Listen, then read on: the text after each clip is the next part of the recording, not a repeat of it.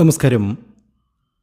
ആരെന്തു പറഞ്ഞാലും ആരെന്ത് ചെയ്താലും ഈ നക്ഷത്രജാതകർ രക്ഷപ്പെടുക തന്നെ ചെയ്യും.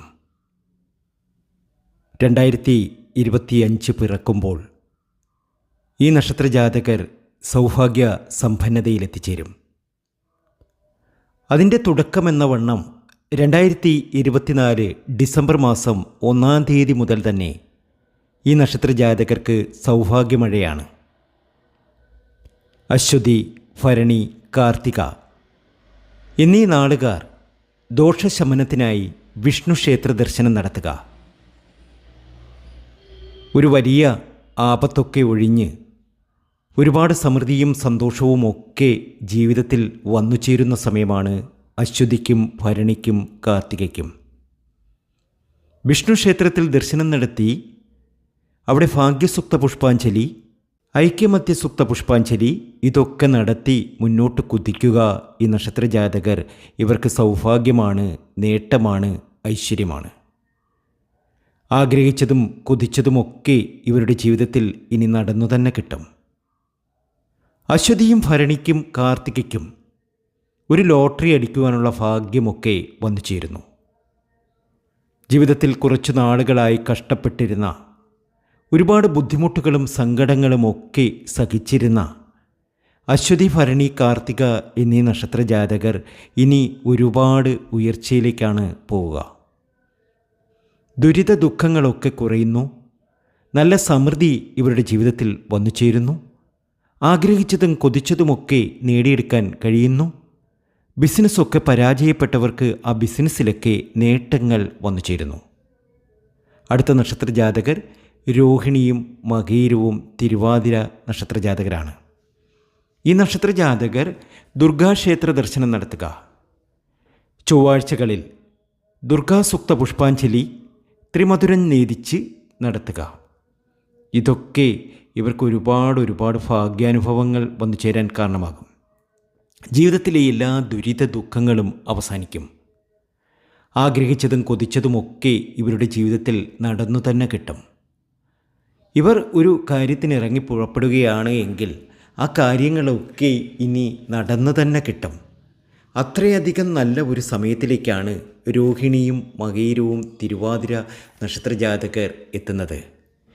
ജീവിതത്തിൻ്റെ ആദ്യ പകുതി വരെ വളരെയധികം ക്ലേശങ്ങൾ അനുഭവിച്ച വ്യക്തികൾ തന്നെയായിരുന്നു രോഹിണിയും മകീരവും തിരുവാതിരയും. എന്നാൽ ജീവിതത്തിൻ്റെ മധ്യഭാഗം മുതൽ ഈ നക്ഷത്രജാതകരുടെ ഒരു നല്ല സമയം ആരംഭിക്കാൻ പോവുകയാണ്. നല്ല കാലം ആരംഭിക്കുന്ന സമയം.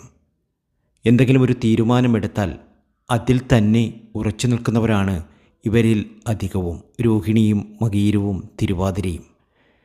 അമിതമായി എല്ലാവരെയും വിശ്വസിക്കുന്ന ഒരു സ്വഭാവ സവിശേഷത കൂടിയുണ്ട് രോഹിണിക്കും മകീരത്തിനും തിരുവാതിരയ്ക്കും. അത് തന്നെ പല പ്രാവശ്യവും അബദ്ധങ്ങളിൽ ചെന്ന് ചാടാൻ കാരണവുമാകുന്നു. ഏതായാലും നല്ല നാളുകൾ ഇവർക്ക് വന്നു ചേരുന്നു. ലോട്ടറി ഭാഗ്യം സംഭവിക്കുന്നു. അടുത്തത് പുണർതവും പൂയവും ആയില്യമാണ്. ദോഷശമനത്തിനും ഗുണവർദ്ധനവിനുമായി ഗണപതി ക്ഷേത്ര ദർശനം നടത്തുക. ഗണപതി ക്ഷേത്രത്തിൽ ഉണ്ണിയപ്പമൊക്കെ നടത്തി പ്രാർത്ഥനയൊക്കെ നടത്തുന്നത് ഇവർക്ക് സമൃദ്ധി വന്നു ചേരുവാൻ കാരണമാകും. ഗണപതി ക്ഷേത്ര ദർശനം നടത്തുക. നവഗ്രഹ ആരാധനയുള്ള ക്ഷേത്രത്തിൽ നവഗ്രഹ പൂജ കൂടി നടത്തുക. വ്യാഴത്തിന് പ്രത്യേക പൂജ നടത്തുക. അതൊക്കെ പുണർതം, പൂയം, ആയില്യം എന്നീ നക്ഷത്രജാതകർക്ക് സൗഭാഗ്യങ്ങൾ വന്നു ചേരാൻ കാരണമാകും. നല്ല നല്ല ഗുണാനുഭവങ്ങൾ ഇവരുടെ ജീവിതത്തിൽ വന്നു ചേരും. ആഗ്രഹിച്ചതും കൊതിച്ചതുമൊക്കെ ഇവർക്ക് നേടിയെടുക്കാൻ സാധ്യമാകും. അത്രയധികം നല്ല ഒരു സമയത്തിലേക്കാണ് ഇവർ എത്തുന്നത്. അടുത്തത് മകവും പൂരവും ഉത്രവുമാണ്. ശ്രീകൃഷ്ണസ്വാമി ക്ഷേത്ര ദർശനം നടത്തുക. ബുധനാഴ്ച ദിവസം കണ്ണന് കദളിപ്പഴം, വെണ്ണ ഇവ നിവേദിച്ച് പ്രാർത്ഥനയൊക്കെ നടത്തുന്നത് സർവ്വവിധ സൗഭാഗ്യത്തിനും കാരണമാകുന്നു. ദുരിത ദുഃഖങ്ങൾ ഒക്കെ മാറിക്കിട്ടുന്നു. ആഗ്രഹിച്ചതൊക്കെ ഇവർക്ക് നേടിയെടുക്കാൻ കഴിയുന്നു. അത്രയധികം സൗഭാഗ്യ സമ്പന്നതയിലേക്കാണ് ഈ നക്ഷത്രജാതകർ എത്തുന്നത്.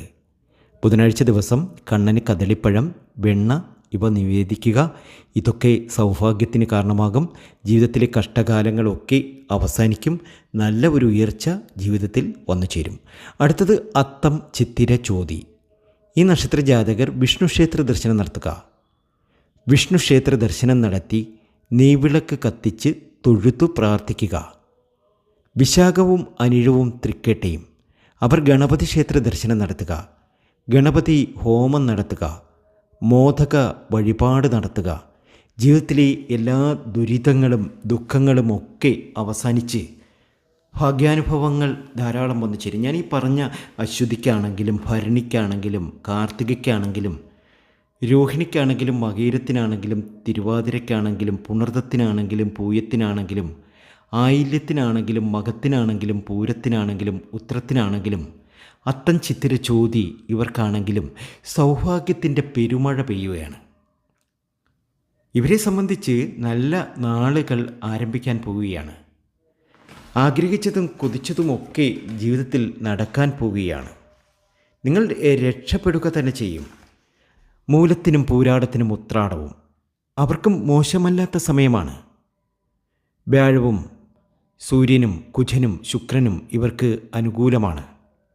ഭദ്രകാളി ക്ഷേത്ര ദർശനം നടത്തുക. കുങ്കുമാഭിഷേകം നടത്തണം.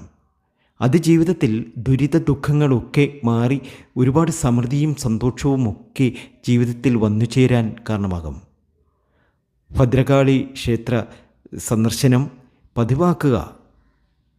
ക്ഷേത്രത്തിൽ ദർശനം നടത്തി കുങ്കുമാഭിഷേകം നടത്തണം.